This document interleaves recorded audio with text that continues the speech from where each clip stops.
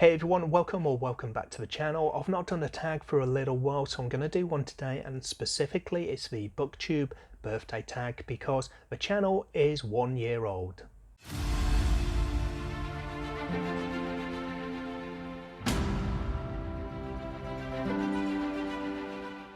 So I was tagged in this one by Andrew from Andrew's Wizardly Reads a little while ago when he celebrated 1 year of his channel, and now that we're in May it's my turn to do the same. So I've got 9 questions here. I've kind of cheated a little bit because unlike normal tag videos when I do those, with this one I have done a little bit of preparation first because it's asking some questions about the channel and some of the videos that I've shown. So I've just had a little browse through and pulled myself some notes together. So I've got 9 questions here. Let's dive right in.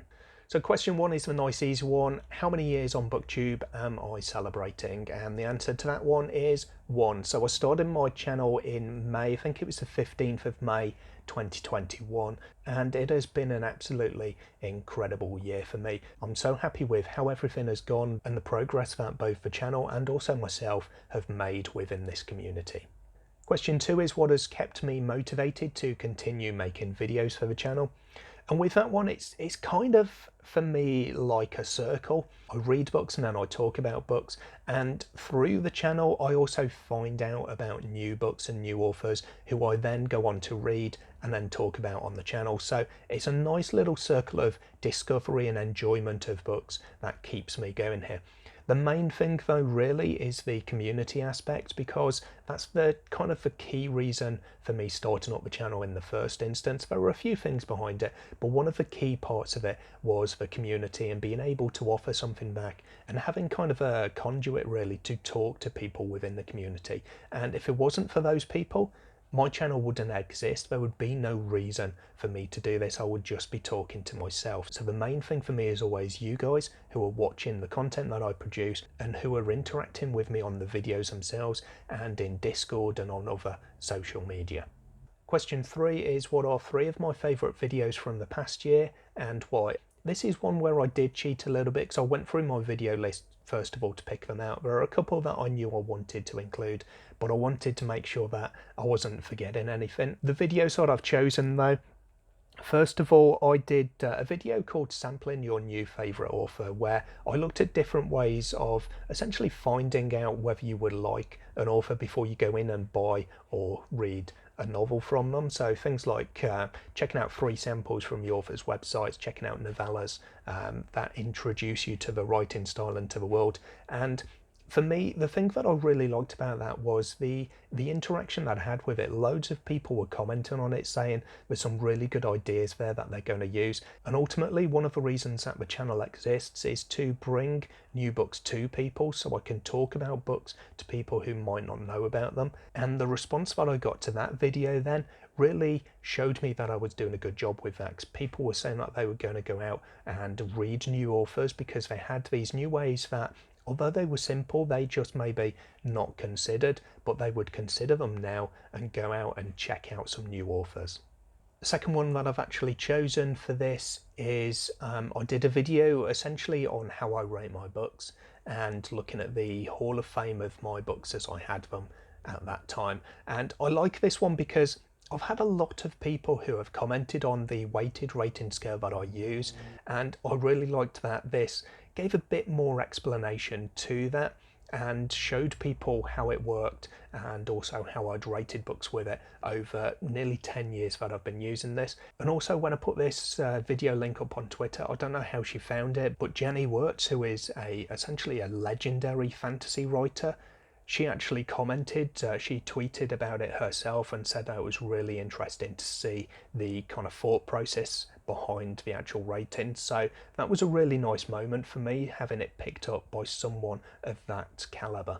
And then the third that I've chosen that I'm really pleased about is the 1000 sub celebration that I had. There's 2 reasons for this. One is because that is a massive milestone for me to have had, especially in the first year of my channel, to hit 1000 subscribers. The main thing though that I like about this and the thing that I'm really proud about is I used it as the opportunity to launch my indie showcase. So over the year that I've had my channel, I've really found some fantastic self-published fantasy, and I've started showcasing those to other people, and it's become almost a trademark, I guess, of the channel. And I love that. I really like that people see that from me. They know that if they're looking for self-published fantasy recommendations, they can come to me because they trust my opinion on them. They know that I find these books and I love showing them off. I don't always just focus on the big books from the big publishers. And it's really nice as well. I specifically remember a couple of times actually, but Grace Dion actually called me a champion of self-published fantasy. So I really love that. That's how people see me, and I'm happy for that to continue. And then I managed to miss out question 4, so I'm going to slot this in here, which is why there's a slightly different viewpoint now with some different shelves going on, but I guess I'll cover that in the question. So question 4 is, what have you struggled with and how have you overcome that struggle? And my answer to this one is sometimes the motivation to film at a particular point. So I generally film on a Sunday afternoon when my wife has taken my daughter to her weekly swimming lesson. So I've got a short period of time within that to film, and I've got to get all of my equipment, my ring light, my microphone and everything set up to film at that particular point. And sometimes you just really don't feel like doing it right at that moment, so it doesn't always fit in, and it can be difficult because I want to have a set schedule of when my videos are going to be released. But I guess the way that I've overcome that is I work for myself and I work from home, so I can sometimes kind of schedule my days so that I've got a bit of time so I can fit in some extra filming and editing if I need to. And something else which is really evident to me at the moment, and I don't know how much it's coming across, but I was ill a few weeks ago now actually, and it's really taken it out of me, and I find that sometimes it's really difficult talking. I get so breathless when I'm talking, and I'm finding that, as an example, I kept that one in. I normally refilm over them, but as an example, it's really difficult for me sometimes to continue talking because I find myself getting so breathless, and it's kind of unusual because it is kind of a new thing for me. I've had asthma all my life, and sometimes I find that I get a bit kind of chesty when I'm not feeling very well and I'm wheezing and things like that. But just these last few weeks I've been quite breathless as well, sometimes finding myself really getting out of breath doing things that I wouldn't normally. Just going up and down the stairs a few times leads to me being a bit more out of breath than normal, and talking like this for any period of time also gets me a little bit out of breath. So I guess the way that I've overcome that one is just to try to give myself the time, and where I need to, just take a breather and start again.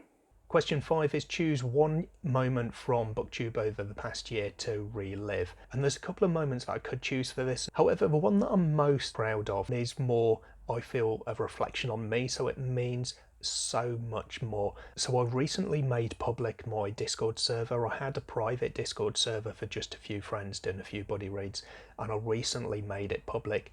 And when I essentially announced that I'd made this public, a number of people pretty much immediately just started joining the Discord server, and I was talking with my friend Nina, and we were just so surprised at the number of people who were joining.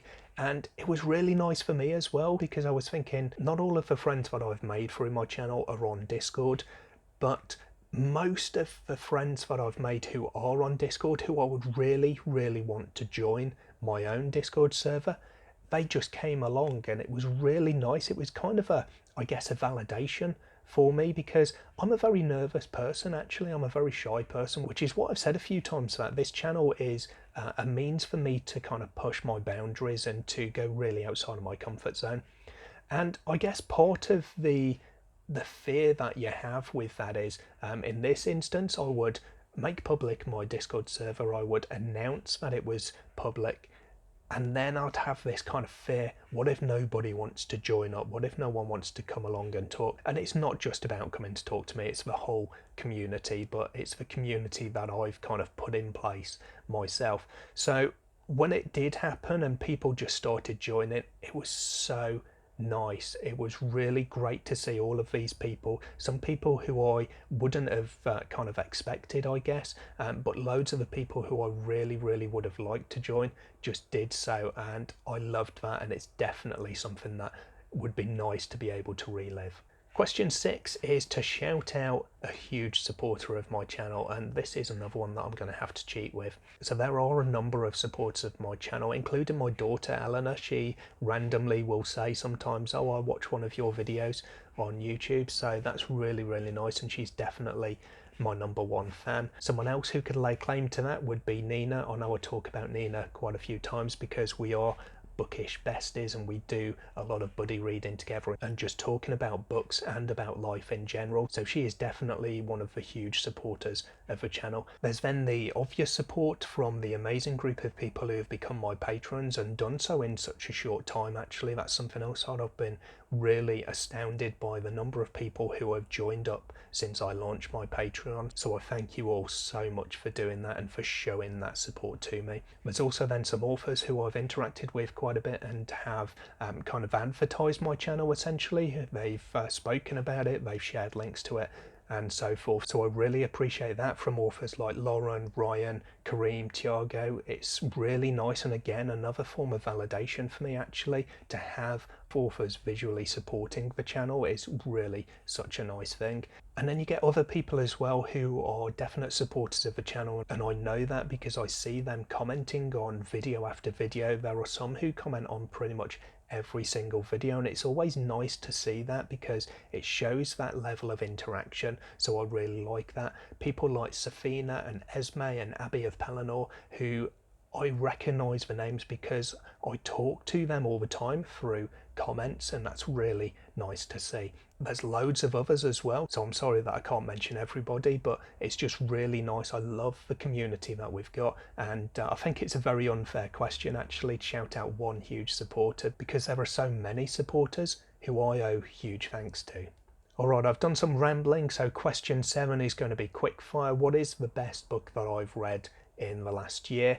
That one, based on my ratings and kind of general feeling when I think back on them, I would have to say it's Ryan Carhill's Of Darkness and Light. I really loved this one. I gave it 5 stars. It got into my top 10 as well. There's a couple of books I've read this year that I've got close, but that one did get into the top 10 in my Hall of Fame. So Ryan, well done. Question 8 is, where do I see my channel in another year's time and what do I hope to have achieved? This is kind of, I guess, a difficult one because I don't put any kind of targets on the channel. I did, I guess, initially have a target when I started getting close to it at least of 1,000 subscribers. Before that it was 500 and before that it was 100. So you set yourself little targets, things that are quite nice. But I've never actually set a target in terms of I want to get to this number by this point or anything along those lines, and I continue to avoid doing that as well. I just love to see the channel grow because it means that people are interested in what I'm saying and they're interested in the books that I'm showcasing, and that's what it's all about for me. So I just want to continue in that vein and to be able to achieve my goal, I guess, of putting books in front of new readers. Now, a different version of the tag, I did think it was in this one actually, but it was from Grace's channel when she celebrated her BookTube birthday recently. But a different version of the tag has a slightly different question, and that is there anything new that's going to be coming on your channel? So first of all, for that one, I did have a kind of announcement video recently where I had 3 things, and one of those was my Patreon, which you can find a link to in the description box below. Definitely check it out if you want to support the channel in that way. My Discord server was also in that video as the second thing, and that one I've already spoken about, but again, there'll be a link in the description box down below. Come and join in the community there, would love to have you. And then the third thing I kind of left as a secret project because I didn't want to announce it at that particular time. There's no reasoning for it, there's no rule, it's not something that I've been asked to keep secret, but I guess I wanted to kind of leave that one for this video. So one thing that is going to be coming up on my channel is more self-pub. So that's maybe not a surprise. So that's definitely, I guess, going to have been a given that I will continue reading self-pub, but I am actually going to be getting kind of more involved, I guess, in the self-pub community in one particular way. So for those who don't know, SPFBO, the self-published fantasy blog off run by Mark Lawrence, is just about to start up its 8th competition. So with SPFBO 8, there's a slight change in the judges. 2 have dropped out. There's a new judge, I think, and there's a returning judge as well, which is Bookborn, who is one of the real inspirations for me as a booktuber. And because of that, it was really amazing for me to have been asked to join Bookborn in doing some of the judging for SPFBO 8. So along with some other great booktubers, I'm going to be reading some of the books that have entered SPFBO 8 and providing judgment on them and putting forward a semi-finalist for Bookborn to then read and put forward her finalist. So I am massively excited for this. I've really loved the SPFBO competition and I'm really looking forward to having that extra involvement in it. It's going to be really exciting for me. Hopefully it's going to be exciting for plenty of my viewers as well, but you'll see more from that competition on the channel in the coming months.